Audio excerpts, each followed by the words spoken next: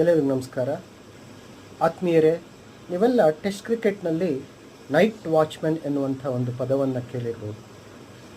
ಏನದು night watchman ಅಂತಂದರೆ, one ಡೇಲಾಗಲಿ ಅಥವಾ T20ಯಲ್ಲಾಗಲಿ ನೈಟ್ ವಾಚ್ಮನ್ ಅಂತ ಕರೆಯೋದಿಲ್ಲ, ಅಥವಾ ಆ ರೀತಿಯ ಬ್ಯಾಟ್ಸ್ಮನ್ ಯಾರೂ ಕೂಡ ಸ್ಕ್ರೀಸಿಗೆ ಬರೋದಿಲ್ಲ.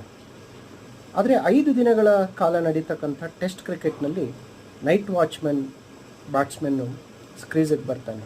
ನೈಟ್ ವಾಚ್ಮನ್ ಎನ್ನುವಂಥ ಪದವನ್ನು ಬಳಸಲಾಗುತ್ತೆ. ಯಾರದು ನೈಟ್ ವಾಚ್ಮನ್ ಅಂತಂದರೆ, ಇನ್ನೇನು ದಿನದ ಆಟ ಕೊನೆ ಆಗುವಂಥ ಸಂದರ್ಭದಲ್ಲಿ 2 ಓವರು 3 ಓವರು 5 ಓವರು ಇರಬೇಕಾದ್ರೆ ಒಬ್ಬ ಬ್ಯಾಟ್ಸ್ಮನ್ ಔಟ್ ಆದರೆ ಮುಂದೆ ಬ್ಯಾಟ್ಸ್ಮನ್ನೇ ಬರಬೇಕು ಬ್ಯಾಟಿಂಗ್ ಆಡಲಿಕ್ಕೆ. ಅರ್ಥಾತ್ ಉದಾಹರಣೆಗೆ ಒಂದು 3 ವಿಕೆಟ್ ಹೋಗಿರುತ್ತೆ, 4ನೇ ಅವನು ಬ್ಯಾಟ್ಸ್ಮನ್ನೇ ಆಗಿರ್ತಾನೆ. ಅಂದರೆ ಅವನು ಸ್ಕಿಲ್ಡ್ ಬ್ಯಾಟ್ಸ್ಮನ್ ಆಗಿರ್ತಾನೆ, ಟೀಮಲ್ಲಿ ಬ್ಯಾಟಿಂಗ್ಗೋಸ್ಕರವಾಗಿ ಆತ ಇರ್ತಾನೆ. ಅವನು ಮುಂದಿನ ಬ್ಯಾಟ್ಸ್ಮನ್ ಆಗಿ ಸ್ಕ್ರೀಸಿಗೆ ಬರೋದಿಲ್ಲ. ಅವನನ್ನು ಮುಂದಿನ ದಿನಕ್ಕಾಗಿ ಮೀಸಲಿಡ್ತಾರೆ. ಆತನ ಬದಲಿಗೆ ಒಬ್ಬ ಬೌಲರ್ ಸ್ಕ್ರೀಸಿಗೆ ಬರ್ತಾನೆ. ಅವನ ಕೆಲಸ ಏನು ಅಂತಂದರೆ, ಉಳಿದಿರ್ತಕ್ಕಂಥ ದಿನದ ಅಂತ್ಯಕ್ಕೆ ಉಳಿದಿರ್ತಕ್ಕಂಥ 2-3 ಓವರ್ಗಳನ್ನು ಆಡುವಂಥದ್ದು, ವಿಕೆಟನ್ನು ಉಳಿಸ್ತಕ್ಕಂಥದ್ದು. ಮಾರನೇ ದಿನ ಬೆಳಗ್ಗೆ ಒಬ್ಬ ಬ್ಯಾಟ್ಸ್ಮನ್ ಬಂದರೆ ಇಡೀ ದಿನ ಅವನು ಆಡೋದಕ್ಕೆ ಅವಕಾಶ ಇರುತ್ತೆ. ಯಾಕೆ ಆ ರೀತಿ ಮಾಡ್ತಾರೆ ಅಂತಂದರೆ, ದಿನದ ಅಂತ್ಯದಲ್ಲಿ ಅಳುಕಿನಿಂದ ಬಂದು ಒಬ್ಬ ಒಳ್ಳೆಯ ಬ್ಯಾಟ್ಸ್ಮನ್ ಔಟ್ ಆಗಿಬಿಟ್ರೆ ತಂಡಕ್ಕೆ ನಷ್ಟ ಆಗುತ್ತೆ. ಅಂಥ ಸಾಧ್ಯತೆಗಳಿದ್ದಾವೆ.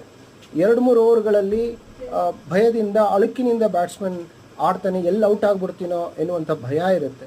ಆ ಕಾರಣಕ್ಕಾಗಿ ಒಳ್ಳೆಯ ಬ್ಯಾಟ್ಸ್ಮನನ್ನು ಪೆವಿಲಿಯನಲ್ಲೇ ಉಳಿಸ್ಕೊಂಡು ಒಬ್ಬ ಬೌಲರ್ನ ಕಳಿಸ್ಕೊಡ್ಲಾಗುತ್ತೆ. ಈ ಕಾನ್ಸೆಪ್ಟ್ ಇರ್ತಕ್ಕಂಥದ್ದು ಕೇವಲ ಟೆಸ್ಟ್ ಕ್ರಿಕೆಟ್ನಲ್ಲಿ. ನೈಟ್ ವಾಚ್ಮೆನ್ ಅಂದರೆ ರಾತ್ರಿ ಕಾವಲುಗಾರ. ರಾತ್ರಿ ಅಂತಂದರೆ ಕ್ರಿಕೆಟ್ನಲ್ಲಿ ಇನ್ನೇನು ಮ್ಯಾಚ್ ಪಂದ್ಯಾಟ ಆ ದಿನದ ಪಂದ್ಯ ಮುಗೀತಾ ಇದೆ, ದಿನದ ಅಂತ್ಯ ಆಗ್ತಾ ಇದೆ ಅನ್ನುವ ಒಂದು ಸಂದರ್ಭಕ್ಕೆ ಬರುವಂಥ ಬ್ಯಾಟ್ಸ್ಮನನ್ನು ನೈಟ್ ವಾಚ್ಮನ್ ಅಂತ ಕರೆಯಲಾಗುತ್ತೆ.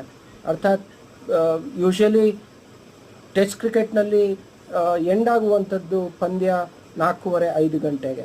ಸೊ ಅಂಥ ಸಂದರ್ಭದಲ್ಲಿ ಬರುವ ಒಬ್ಬ ಬ್ಯಾಟ್ಸ್ಮನ್ ನೈಟ್ ವಾಚ್ಮನ್ ಆಗಿರ್ತಾನೆ. ಈ ವಿಡಿಯೋವನ್ನು ನೀವು ನೋಡಿದ್ದಕ್ಕೋಸ್ಕರವಾಗಿ ಧನ್ಯವಾದಗಳು.